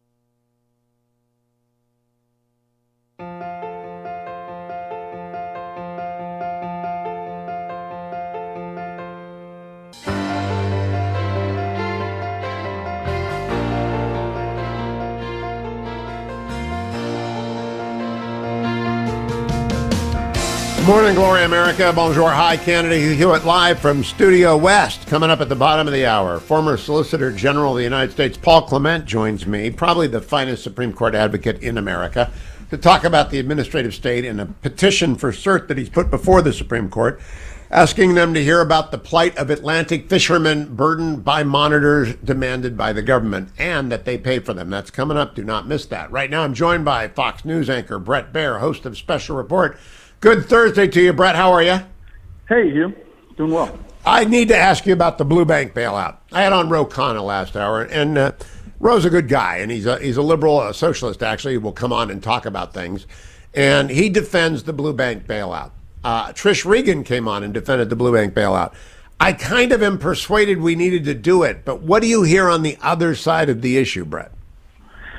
Well, the other side of the issue is that, by going as far as they went, by shoring up all deposits beyond the traditional, or where it's set at $250,000, you essentially give carte blanche to bank management that has put them in bad spots. I mean, basically what happened here is that they made some bad bets, and they didn't hedge any of those bets, and for that, they get rescued. And what signal does that send to other people who may manage that way, and we may see more, stupid moves like that? Yeah, Bret, what I see in Silicon Valley is a culture of indifference to common sense. And we look at the Theranos case, we look at Sam Bankman-Fried, and now we look at the details of SVB, which are in the Journal today. They were reckless in their lending, like SBF was reckless in his stealing and Theranos was reckless in their fraud. Do you think there's a Silicon Valley dismissal of traditional norms? I mean, that argument definitely could be made, Hugh. And, and there are other people on Capitol Hill, obviously Republicans, saying if this was a big bank in Texas that had farmers' money, would it have that much emergency response? Those are fair questions. I think the bigger issue is, the policy of throwing money at things and spending like the administration did at the beginning. Arguably, you go back to that, and inflation starts in earnest and really hits in June at 9%. And then now we're putting tons more money into the sloshing of liquidity of banks. What is that going to do to inflation going forward? And dialing back interest rate hikes, I guess. Jerome Powell's afraid he's going to put too many banks under if he raises money anymore. Yeah, but if he doesn't do what he said he was going to do, inflation is going to stick around at a very high level for a very long time. Oh, no, we're in the 70s. You're too young to remember Jimmy Carter. I had to get my first job when Jimmy Carter was president. It was a nightmare. Let me ask you about presidential campaigns. There is a story this morning, Bret, in the Daily Beast, and they're very left of center, and it's by Jake LaHutte and Zachary Patrizio, and they're good reporters, but the GOP cam trail is already getting DeSantis proofed. It's a full-on attack on Ron DeSantis as being antisocial and demanding, like green M&Ms, in the green room sort of stuff. And I think it's unfair, and I do think a general attack on DeSantis is kind of coalescing. What do you see out there? Do you see that there's a general attack on DeSantis underway? I do see that, and I do see that a number of candidates and prospective candidates are trying to create a lane, right? I do think that Governor DeSantis maybe opened himself for some foreign policy questions with his answers on Ukraine, and that may create a lane for some of the candidates who believe that robust foreign policy includes funneling money into Ukraine so they can fight the fight against Russia. So I do see that there are efforts to go after DeSantis. On the social front, it does scratch an itch with a lot of voters, but the question is whether you go too far in some of the moves, and the Disney move comes under scrutiny by some. Now, what they're going after in this piece is that they're suggesting he's got no people skills, that he's remote, standoffish. First of all, if you've got Casey DeSantis, you don't have to be particularly the biggest light in the room. But secondly, it's not been my experience that that's the case. And I've interviewed him a couple dozen times over the years. I think Ron DeSantis is a typically normal elected center-right conservative. Yeah, I think that's right. I moderated his debate in the primary against Adam Putnam, and arguably he did fine, but he ended up winning that race over a candidate that was well supported. I think that You're right. His wife is a big bonus for him. He's not the traditional work of the room kind of guy. He does have great answers and great speeches, but he's not the automatic guy that's going to ask everybody in the room what they think about the economy, and so it's a little different. I will say that I have not interviewed him, even though I have requested every other week. So I don't know, the decision-making process about the interviews, but I know you're not an easy interview, so he should be welcome on Special Report anytime. Well, I haven't talked to him since October. I'm reading his new book, The Courage to Be Free, and I think if people have read The Courage to Be Free, the DeSantis quote given to Tucker Carlson makes a lot more sense. And that book obviously dropped before Tucker asked the question, so people need to read the book to get the DeSantis rundown. But I do sense that some of our friends on the left side of the spectrum, you're in the center and I'm on the right, but some of our friends on the left are attempting to preemptively knock him out because they want Trump to be the nominee. It's 100%. Sort of on a grand scale what they did in Pennsylvania and New Hampshire, they being Democrats, and very shrewd, very legal, by nominating the weakest candidate. They want to take DeSantis off the board. Do you see a little of that? I do definitely see that. I mean, there are multiple segments now on other channels that are somehow comparing DeSantis's moves with books and schools to Nazism. I mean, you heard the second gentleman make this link between school parents arguing about their children's, education to Nazi talk, and it's just bizarre. But they are trying to link him to the extreme side on social issues, whereas, if you read all of the proposals and the stuff that he's doing, there was never a don't say gay, and we've gone over this. It was, it's simple if you read it and you understand it, but if you demagogue it and you throw it up against the wall, you're trying to make a difference. You pound that drum again. Let me close with this. One senator told me we need another Reagan. We need a happy warrior. Is Ron DeSantis happy enough, Brett? You go out to the Ronald Reagan Forum every year. David Trulio, the brand new head of the Reagan Foundation, announced yesterday. That's big news as the new CEO out in Simi Valley. So you'll be seeing when you do the Reagan Forum every year. And David's a friend of yours and a friend of mine. And we were talking about Reagan. He's a happy warrior. Do you think Ron DeSantis is a happy warrior? I think he could be happier, but I think he is potentially. I do think that there is this hunger for a Reagan figure, and people are interpreting his words on Ukraine as not what Reagan would do. But if you look back, getting to a peaceful solution, peace through strength, really was Reagan's message. So I think people have to be careful about how they characterize things without the candidate himself talking about it. But I think amen. The more that he does, I can't believe he hasn't been on Special Report yet. The more that he does, the better off he is, because this narrative is building on the left. Bret Baier, always a pleasure. I got to warn you, I was at Dick Hauser's 80th birthday party on Friday night, and he wants strokes now that he's 80, and don't fall for that. Don't. I'm giving him too many strokes already. Yeah, okay, that's it. Good. Just wanted to warn you that he's going to use his age card. Just do not do it. Bret Baier, always good to talk to you. I get a note from Hauser whenever I bring him up, but I got to warn, there's a duty to warn in my business. If you know a tornado is coming, or you know that a sandbagger is coming your way. I didn't call Dick Hauser a sandbagger. Let the record show. I did not call him a sandbagger. I did not. I just simply pointed out he may be asking for strokes from Brett. They play occasionally. I'm just saying, not a good idea. Don't give him strokes. The GOP campaign trail is already getting DeSantis proof. I'm not going to tweet it out because it's just genuinely unfair. The answer to this, it's a left-wing effort to destroy DeSantis before he gets out of the gate. Now, I don't know if President Trump and Nikki Haley and anyone else who gets in, and they're the only two people who are in right now, I don't know if anybody else, I guess Vivek Ramaswamy as well, but Vivek didn't say anything about Ron DeSantis. I suppose if they get in, they'll poke at DeSantis as well. But the left-wing media's attempt right here to preemptively take out Ron DeSantis, just know it for what it is. It's what they did by nominating Doug Mastriano in Pennsylvania unelectable. They got behind Don Bolduc. Democrats did in Maryland. They played in the primary to nominate unelectable people. But now they're trying to take out people who are electable Because if there's one thing you can believe more than anything else, and it may not change your point of view, it's just a Switzerland observation, Democrats want Donald Trump to be the nominee because they think Donald Trump is the only person Joe Biden can beat. That's the bottom line. And I don't know that they're right about that, but that's the bottom line. That's why they're anti-DeSantis. And that's why they'll be anti-Haley and anti-anyone else who gets into the race. They want Trump.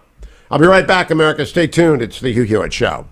Portions of the Hugh Hewitt Show brought to you by Sierra Pacific Mortgage. For more info, call 888-888-1172.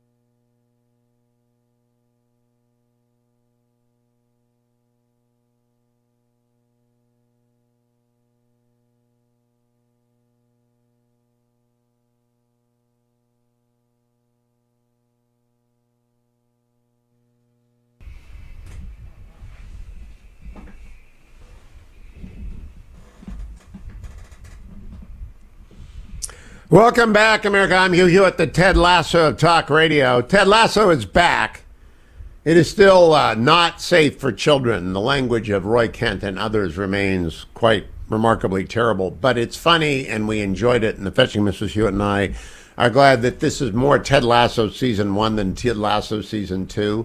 He's back to being Ted Lasso, and given the opportunity to go to the dark side, he didn't. And I hope you will watch Ted Lasso along with me. Ted Lasso would donate to Food for the Poor. I'm quite certain. He might make his biscuits, which, by the way, are now being produced and they're very good. But Ted Lasso would donate to Food for the Poor because he's got a good heart. Food for the Poor, whether you are a completely secular person or deeply religious, they are a faith-based organization that gets rice, beans, and clean water to the children, especially the children of South and Central America and the Caribbean. Here's the president of Food for the Poor talking about what they do. We work in 20 countries in the Caribbean and Latin America, and people who have no other resources except the incredible generosity of typically Americans who, time and time again, really just give from the bottom of their heart and through their love for thy neighbor. And so this is a faith-based organization, and through our church networks in all these countries, we're able to get the aid to where it needs to be. That's the secret. What Ed just said, that's the secret. They partner with local churches who do not give the rice, beans, and clean water away randomly. They take care of the lost and the least. So when you're given $100 or $200 or $1,000 or $10,000 to Food for the Poor, and the easiest way to do it is the banner at hughhewitt.com, you are doing exactly what the gospel asks you to do. That which you do for the least of these, you have done for me. And that ought to be the admonition that motivates Christians in this season of Lent to give as deeply as they can, the widow's mite giving for Food for the Poor. Let me also talk a little bit about the market, brought to you by andrewandtodd.com. Yesterday was, it was going to be a pretty scary day because Credit Suisse was shaky at this time yesterday. They're fine. The Swiss government said, we're not going to let Credit Suisse go down. And so this morning, all the exchanges in England, Germany, and France are in positive territory. The 10-year Treasury is down below 3.5. That means the whole bank stuff has been great if you want to buy a house in the 6s. Maybe the high 5s, I don't know. Go over to andrewandtodd.com. They're sponsors of this show, 888-888-1172. Answer a couple of questions online or call them at 888-888-1172. They're with Sierra Pacific Mortgage. They lend you money. And when the money gets as cheap again, it's not coming back. They're not going to be able to stay here. They've got to raise interest rates. I expect what is going on is that Jerome Powell and the Feds are pausing for peace in the market. So they're not going to raise rates. Don't read too much into that because the only way to get rid of inflation is to break the bank. But what they're going to do is the blue bank bailout has put everyone on notice to check the spread between their treasuries and their depositor insurance obligations and the liquidity of their bank. It's also told high-tech wonderkind something is wrong in Silicon Valley. When you match up in the space of 3 years, the conviction of Theranos, Sam Bankman-Fried, and now the collapse of SVB, something is wrong. Something is rotten in Denmark. And it is a culture of masters of the universe that Tom Wolfe wrote about in Bonfire of the Vanities, but then it was bond traders in New York City. And the masters of the universe run into reality very quick when they got to find a criminal defense lawyer. I am retired from the practice of law, but if I was going to go find someone, if I was involved in SVB, I would call up Judge Stephen Larson today. That's who I send most of my work to. I no longer practice law, but if Robert O'Brien is out of the country, I call up Stephen Larson directly. And there are a lot of people who are going to need a lot of criminal lawyers in Silicon Valley, and they better go find a federal judge. And I don't think Littig has taken any cases, and I know that Judge Larson is. That's who I would go get, because you folks are all... I just don't understand how this happens. And if you are the CFO of a company that had that much money in a bank where the insurance rate... If you were way overexposed with one bank, you ought to be handing in a letter of resignation and going back to accounting school. This is not what I do. I am not Mr. Finance. Former President Trump once looked at me kind of funny and said, "You don't really know much about business, do you?" And I said, "No, I don't. I'm a lawyer. I'm a talk show host. I'm a journalist. I'm a writer. I am not a banker." And so he got a good chuckle out of that because it's manifestly true. But I know what I know. I know Theranos, Sam Bankman-Fried, and SVB is, they come in threes, but I think they might come in 30s here. We will see. I know what also comes right now is ReliefFactor.com. Paul Clement's coming up after the break. And the former Solicitor General and I are going to talk about administrative law. And it actually is going to be interesting. I promise you that. This matters a great deal, what we're going to talk about, Loper Bright. So stay tuned. But ReliefFactor.com matters to your personal well-being today. I'm teaching today. And when I teach, that's 3.5 to 4 hours standing. And that used to be nothing when I started teaching in 1995. And now it's a little bit of something. Now I don't like to stand up for 4 hours. I'll pull a chair over. But when you sit down, you can't really move as well as it is necessary. I refuse to teach by Zoom, even though it's easy to sit down and talk at a screen. To teach, you have to be physically engaged with your students. That's why peripatetic is a word. Look it up, Steelers fans, if you can spell it. But ReliefFactor.com allows every teacher, K through graduate school, to stand and deliver every day. And it makes it easy. Go and give it a try. $19.95. Come back. Paul Clement, probably the nation's finest Supreme Court advocate, joins me next on the Hugh Hewitt Show.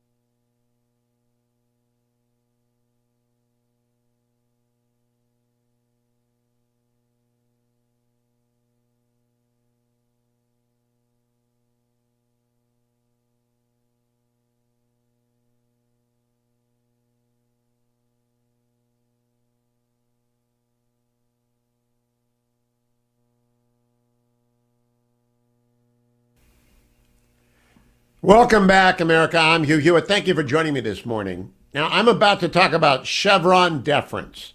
And my Steeler fans' friends think that means there's a line at the gas station like under Jimmy Carter. That's not what it is. But you need to understand Chevron deference and to understand why a new court filing in Loper Bright Enterprises versus Raimondo may finally lead to what we need in this country, which is a checking in of the administrative state. It's been filed by the former Solicitor General of the United States, Paul Clement, who joins me now. General Clement, welcome to the Hugh Hewitt Show. Great to talk to you. It's great to be with you, and I'm very happy to talk about the case. You are a friend of Carol Platt Liebau, and she's been telling me for years, how can you not know Paul Clement? You knew Ruxley, you know Ted Olson, you knew Chuck Cooper, and you know Ken Starr. I said, I just never run across him. He's too young. So am I correct? You've argued more than 100 Supreme Court's arguments thus far? That's right, Hugh. I have argued more than 100 cases. Quite amazing to me.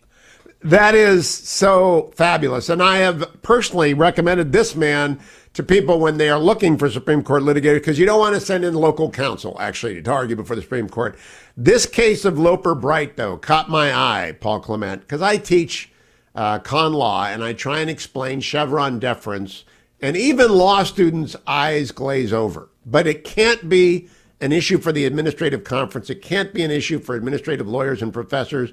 It matters to every small business in America carrying great burdens of regulation. Will you explain what Chevron deference is and then what Loper Bright is going to try and do?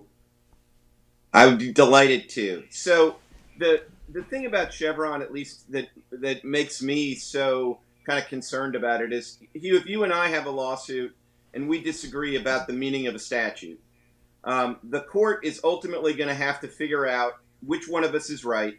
And there's no tiebreaker. They have to do all the work, and they have to get to a point where they just give their best impression as to what the statute means.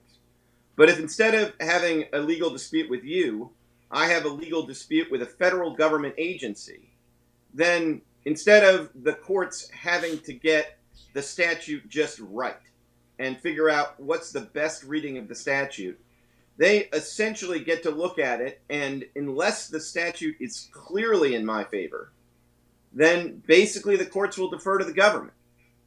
And that's really never made any sense to me. I mean, in a system where we're trying to protect the liberty of the individuals, you would think that the rule is, if the statute's unclear, the tie ought to go to the citizen, not that the tie ought to go to the government.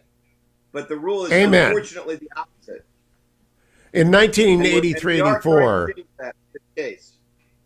and we're going to talk about the plaintiffs especially, but I was going to say in 1983 to 84, when I clerked on the D.C. Circuit, it's before Chevron. And we had different tests. I mean, it was a mess, and no one quite knew what to do with it. But this Chevron deference came in after I stopped actually practicing, other than as an administrative lawyer looking for permits. It's completely changed the way that the government operates, and I don't know that. Do you think the justices understand how absolutely indifferent agencies are to the average person approaching them for help? I think some of the justices do. I think that is really one of the things that the change in personnel on the court over the last couple of years has really made a big difference, because I do think that Justice Kavanaugh saw this firsthand on the D.C. Circuit. Even though Justice Gorsuch was out in Denver, administrative law was a particular focus of his. So he understands these issues. He understands the stakes. And I think they have an appreciation that the Chevron doctrine is problematic, both from the standpoint of the citizen facing the government in a particular case, but I think they also appreciate that it really kind of erodes the way the separation of powers is supposed to work in our system of government, because it makes it, frankly, too easy for the executive branch to legislate.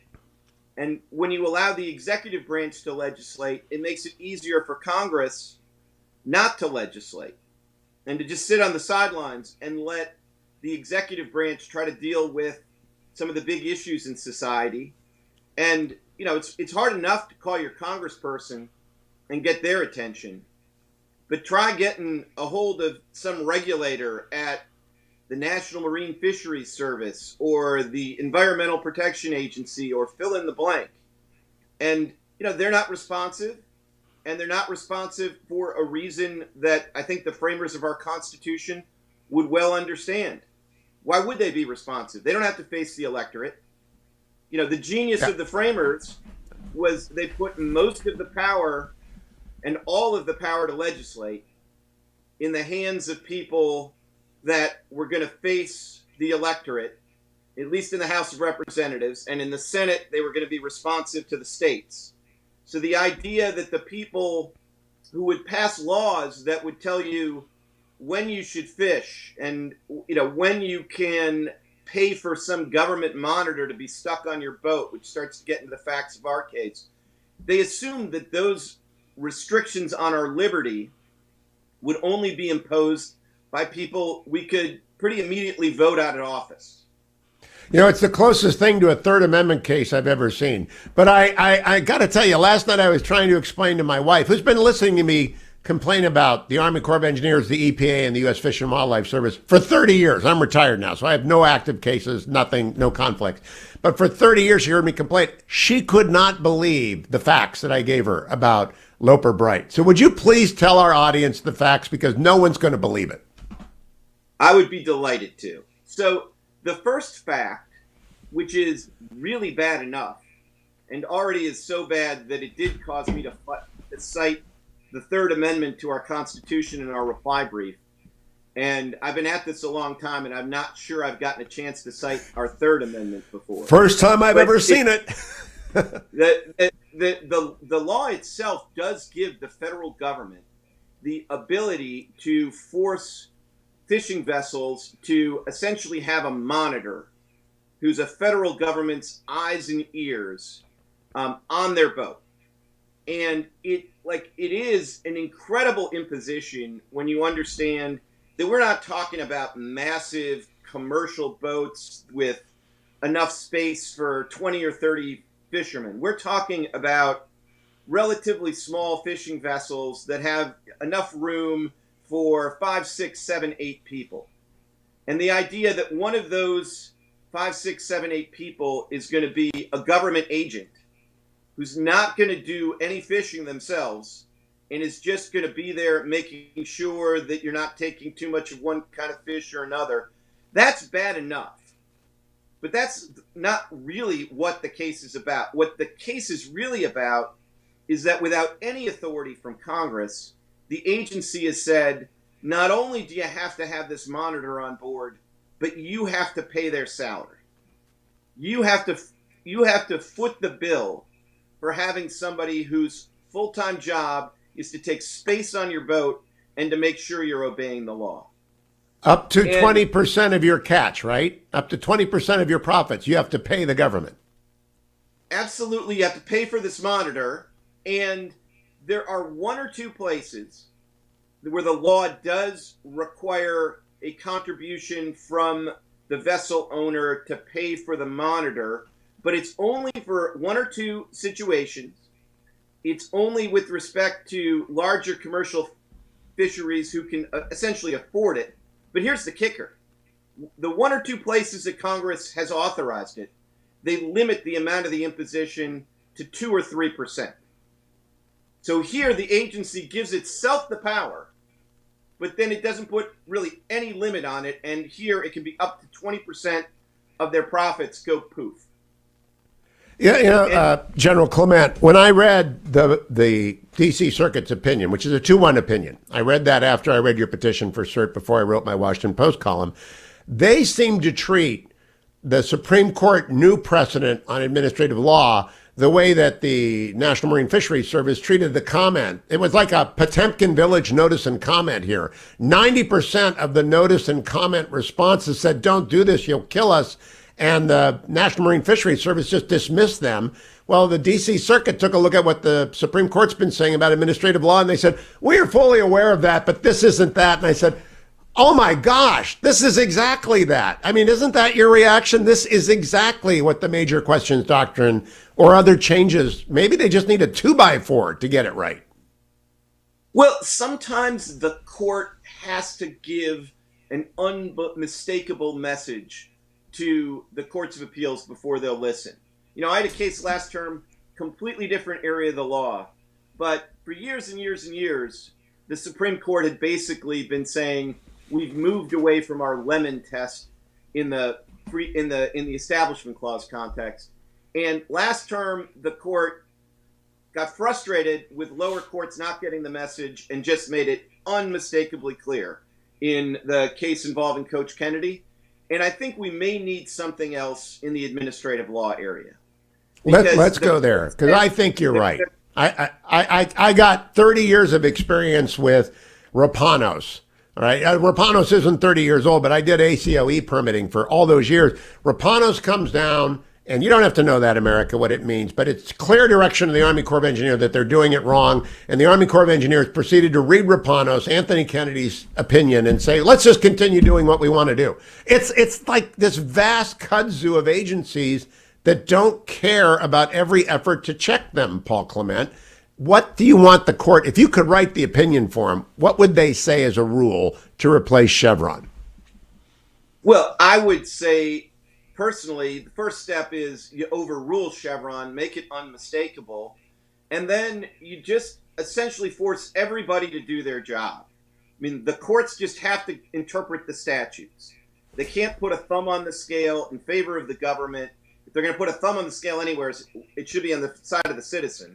But they should just do their job. They should figure out what the statute means. They shouldn't defer to the agency in the process. And then I think the net effect of that will be to have the executive branch do less and have Congress essentially be forced to do more. And I'm sure many of your listeners don't think, Congress doing more sounds like necessarily a great idea. I suppose it depends on the Congress. But I do think our system of government is set up that the only people that should be legislating in Washington, D.C. ought to be the Congress. It shouldn't be people in the executive branch that nobody can get a hold of, nobody can complain, they aren't accountable to the electorate. And Hugh, I'll tell you what really attracted me to this case. I've had other cases where I've tried to cut back on Chevron, but I've been arguing for, on behalf of, major oil companies, major chemical companies. But this case, more than most, really kind of puts it on the level of the individual citizen, and it kind of puts Chevron in context to what it means to a small business person. That's why I love it. And anyone who saw the movie Coda, they saw a federal monitor on a fishing boat screwing up the fishing boat, and it's a small business that's barely making ends meet. And I found that in my life. Big development, big landowners can deal with the agencies because they can hire me and people like me at ridiculous amounts to deal with a 7-year entitlement. Little landowners get crushed by the EPA. The Chevron deference actually puts the largest burden on the smallest clients. That's absolutely right. That's absolutely right. And sophisticated clients know how to lobby agencies. When they get with the agency, they're not ignored the way that 90% of the commentators here were.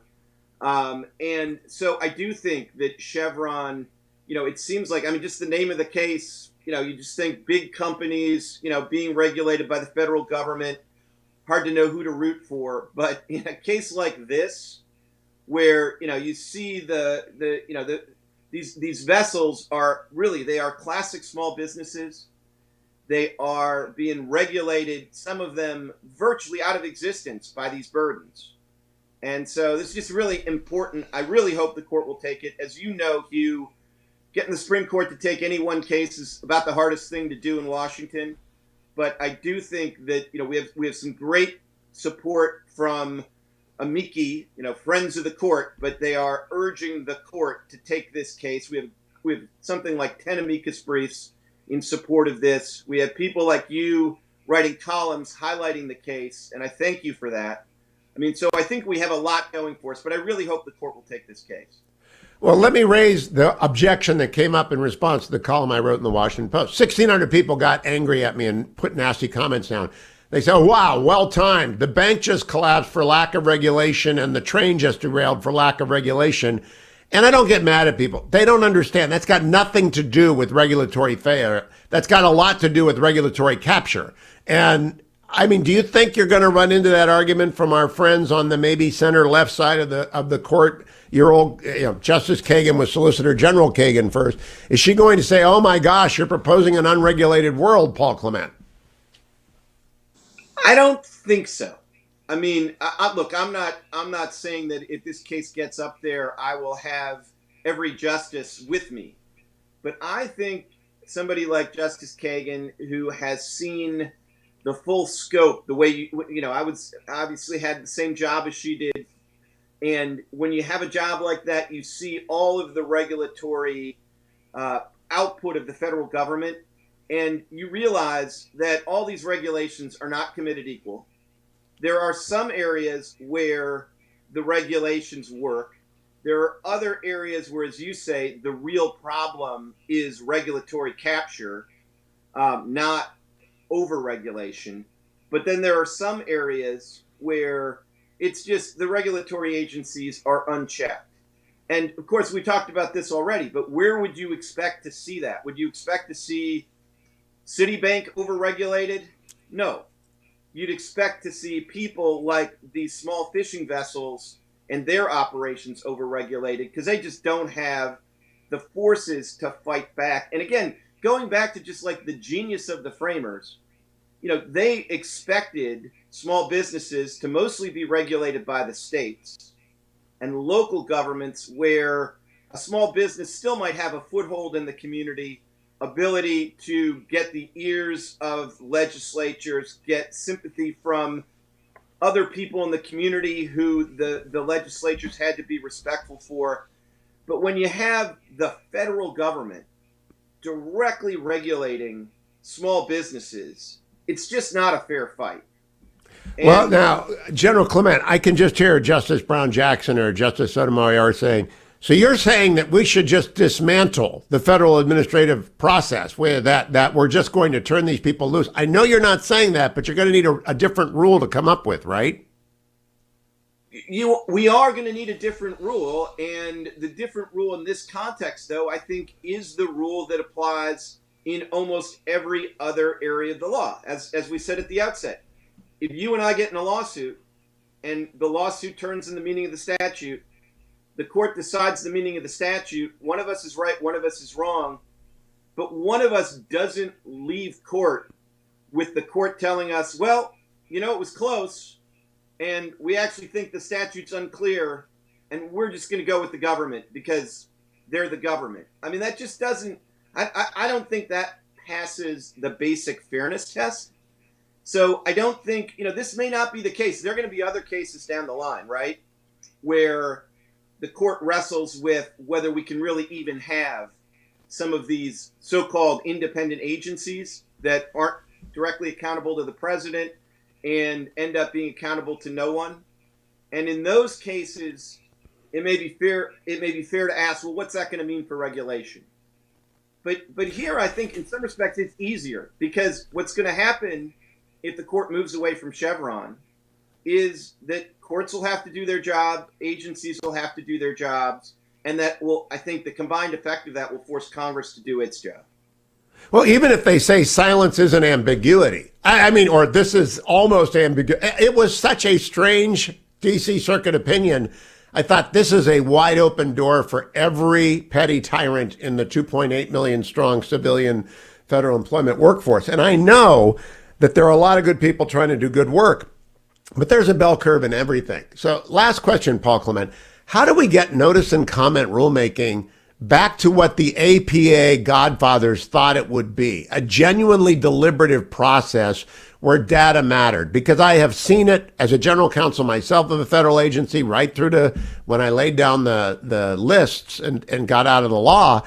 They don't care what you send in. They pretend to read it. They pretend to answer it. And then they do what they would have done 60, 90 days, whatever. And we see that all the time, depending on who's in charge of the agency. How do we fix that? Because it's a Potemkin Village notice and comment process.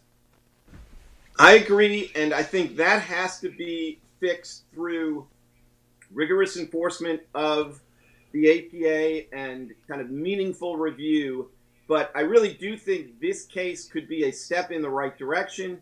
And just one last thought on this case and why it's so important. I'm a realistic person. I've lived in Washington a long time now, and I always feel like, there are things that the court can do.